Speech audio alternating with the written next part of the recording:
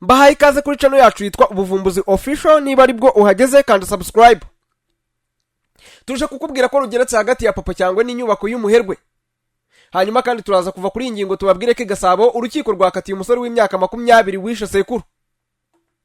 Abitabiriye igitaramo cy'umuhanzi Papa Cyangwa cyabaye kuwa 22 Ugushyingo batunguwe nuko abahanzi bamwe baririmbye nta muziki ndetse bikagira naho Zeo Trap yivumbura akava ku rubyiniro.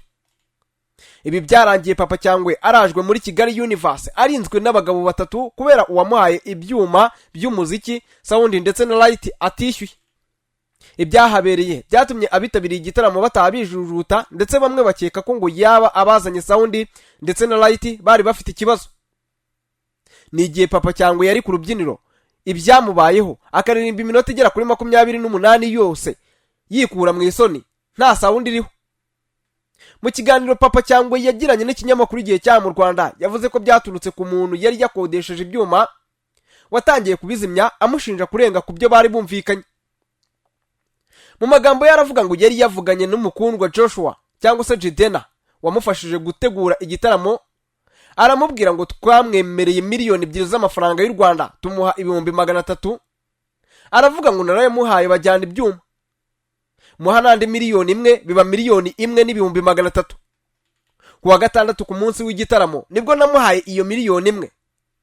Umupapa ageze mu gitaramo narindi kwirwanaho mu gitaramo, naramubwiye ntiririndira andi yasigaye ndaza kuyaguha. Papa Cyangwa avuga ko uwo mugabo yarakaye cyane akavuga ko ngo bari kumusuzugura cyane. Agaragaza ko abahanzi benshi bakunze kumwambura iyo batamwishyuye mbere. Agaragaza ko nyuma y'igitaramo yaje no gukingiranwa kugeza ubwo abonye ubwishyu. Ahita arakara aravuga ngo muri kunsuzugura. Uwo ni Papa Cyangwa utangiye kuvuga. Atabahanzi bagiye babinkura kenshi. Nibwo yahise agenda acomora ibyuma Zeo Trap ari kuririmba.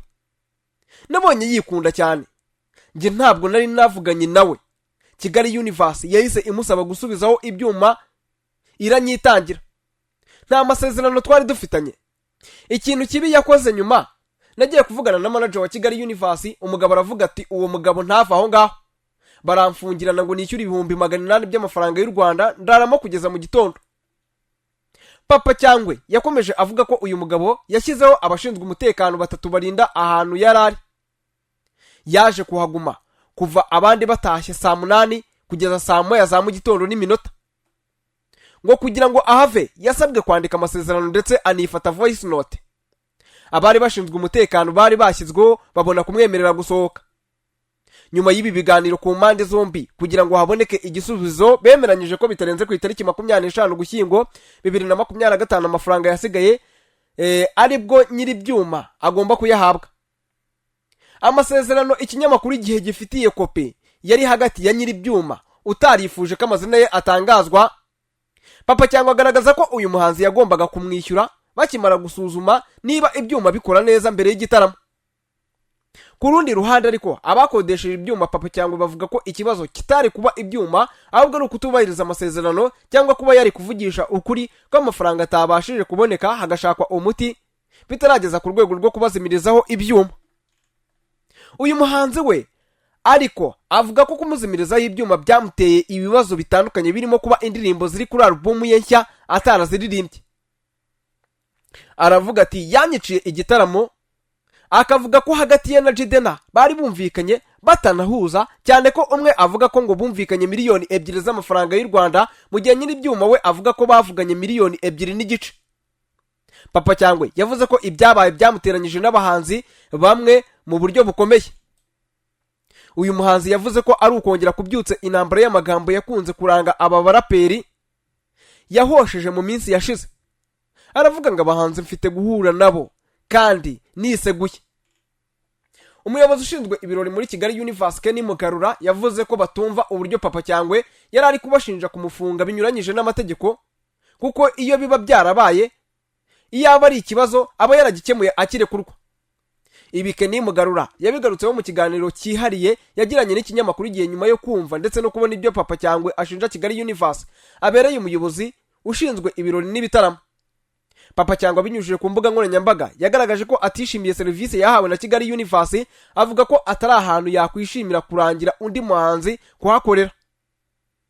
Mu magambo yaravuze ngo Kigali Universe ntabwo muri abantu beza. Nyuma y'igitaramo mwaramfunze mu buryo butemewe kuva saa 8 kugeza mu gitondo saa 12. Mwibaze ko igitaramo nahakoreye amafaranga yose n'imbaraga nashoyemo, yewe n'abantu barenga ibihumbi baje kumushyigikira ngo nta nishana bampaye. Ku rundi ruhande Kenny Mugarura ushinzwe ibirori ndetse n'ibitaramo muri Kigali Universe yakanye amakuru yo gufunga Papa Cyangwa, ahamya ko iyo biba byarabaye atari ibintu yari bumarane iminsi 3.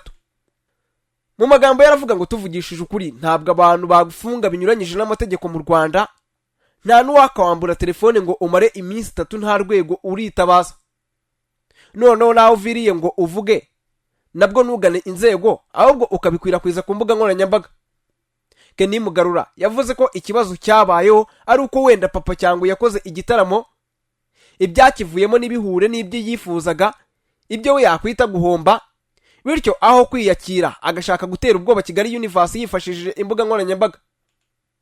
Rurageretse umuvugizi wa Kigali Universe we yabwiye Isibo FM ko uyu muhanzi yasubira mu masezerano akareba icyo yavugaga, bityo icyo yabona kitubahirijwe akaba ari cyo yaburana, ariko ahazi ko yabeshyeye iyi nyubako aho akaba yayisaba imbabazi.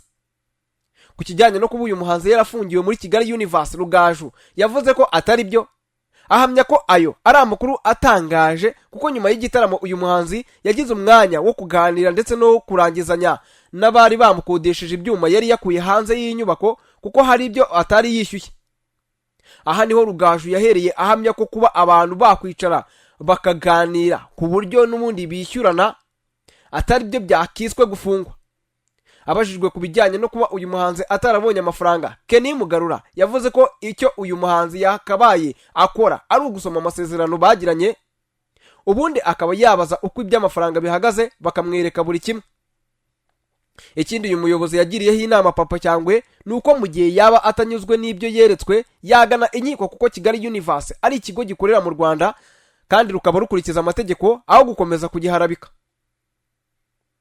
Uyu Abijuru King Lewis wamamaye nka Papa Cyangwa yakoze igitaramo cyo kwizihiza imyaka 5 amaze akora umuziki, gusa haje kubamo ibibazo byatumye n'ubundi ibintu bigomba kugenda nabi. Byatumye abahanzi bamwe bagenda bataririmbye, abandi bataha bakubita agatoki ku kandi kubera gutenguhwa n'ibyuma. Ni mu gitaramo n'ubundi cyabereye muri Kigali Universe nk'uko nari nabivuze. Umwe muri bo ni Young Zake wamamaye mu ndirimbo yise Motari, yanaririmbye Tycoon Digle wishimiwe cyane. Haratose wamenyekanye mu ndirimbo yise Karite Jaune yakoranye na Diasdora yanishimiwe. Denacha yaririmbye indirimbo yise Umuvuno. Jump Boys ndetse na Ice Melo wavuye ku rubyiniro atishimye kubera ko bamukuyeho akiririmba ndetse akanajugunya mikoro atarangije indirimbo yari ari kuririmba. Mu bahanzi bamaze kumenyekana harimo Racine waririmbye indirimbo zirimo iyo yise Agahugu, Bizacamo, Amafaranga yahuriyemo na Gibrus, My Guy, Nzura ndetse n'izindi. Hanyuma kandi Bithray nawe wamukurikiye yaririmbye indirimbo zirimo Nyumvira yahuriyemo na DJ Toxic ndetse na Trizia Ninette 6, Deja Vu yahuriyemo na Fifi Laya banaririmbanye. Hanyuma kandi hari niyo yahuriyemo na Trizia Ninette 6 ndetse na Nitwebwe yahuriyemo na Bushari ndetse na Slam Driz ndetse n'izindi. Hanyuma mu yandi makuru reka tubabwire ko urukiko rwisumbuye rwa Gasabo rurahi icyaha cyabereye mu karere ka Bugesera umurenge wa Gashora mu kagari ka Ramiro rwasomye urubanza ubushinjacyaha buregamo umusore w'imyaka 20 wishe sekuru rumuhanisha igihano cy'igifungo cya burundu. Icyaha urega akurikiranywe cyakozwe ku itariki ya 17 z'ukwezi kwa 4 2025 ubwo uyu musore yakaga sekuru amafaranga 200,000 y'u Rwanda yari yaramubikije akanga kuyamuha. Mu rubanza rwe nk'uko bitangazwa n'ubushinjacyaha bukuru, uregwa yaburanye yemera icyaha, yavuze ko sekuru nta kibazo bagiranye ndetse ko ngo ari we wamubikiraga amafaranga yabaga yakoreye. Asobanura ko ngo ubwo yayamwakaga ngo yikemurire ikibazo, umusaza yayamwimye amubwira nabi ndetse amukubita inkoni, nawe agize umujinya afata ferabeto yari hafi aho ngaho ayimukubita mu mutwe. Urukiko rwemeje ko uregwa ahamwa n'icyaha cy'ubwicanyi bukozwe ku bushake, rumuhanisha igifungo cya burundu nk'uko biteganywa n'ingingo y'107 y'itegeko nomero 68 rya 2018 ryo kuwa 30 z'ukwezi kwa 8 2018 riteganya ibyaha n'ibihano muri rusange.